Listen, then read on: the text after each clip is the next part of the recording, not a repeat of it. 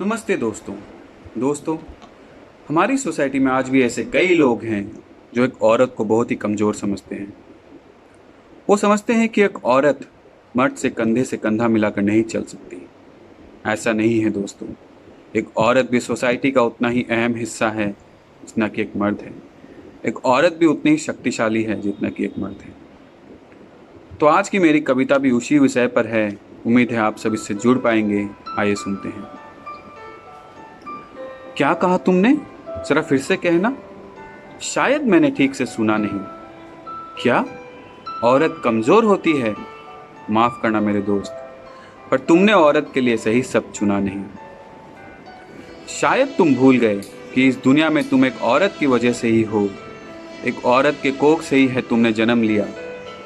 शायद तुम ये भी भूल गए कि एक औरत ने ही बचपन में तुम्हें अपना दूध पिलाकर है बड़ा किया। और एक औरत की सहन शक्ति, उसका दर्द, उसकी कुर्बानी के बारे में तुम्हें अंदाजा तक नहीं। बड़े आए औरत को कमज़ोर कहने वाले। एक दिन, सिर्फ एक दिन एक औरत की जगह लेकर देखो तो सही।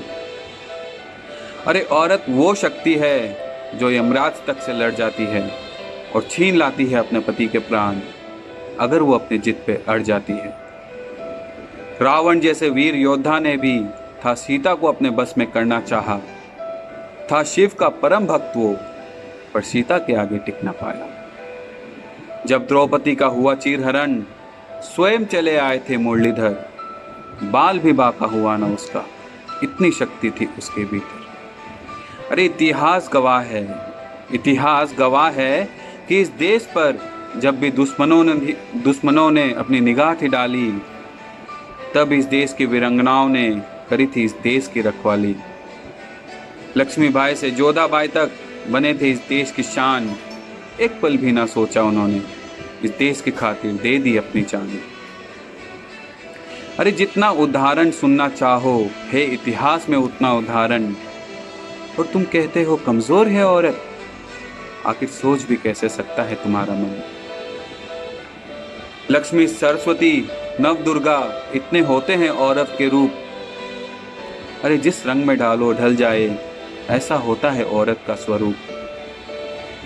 अपने माँ बाप को छोड़ दूसरे को अपनाना, क्या होती है किसी में ऐसी हिम्मत? पर एक औरत हंसते हंसते ये कर जाती जब वो जाती अपने पति के चौखट। शरीर की सारी हड्डी टूट जाने जितना दर्द क्या सह सकेगा कोई मर्द? पर जब बच्चे को है जन्म देती एक औरत, सह जाती है उतना दर्द। अरे एक बेटा तो फिर भी बीच राह में छोड़ देता है अपने माँ बाप का हाथ। पर एक बेटी साथ निभाती उम्र भर, ना छोड़ जाती कभी उनका साथ। और तुम्हें किस बात का है घमंड?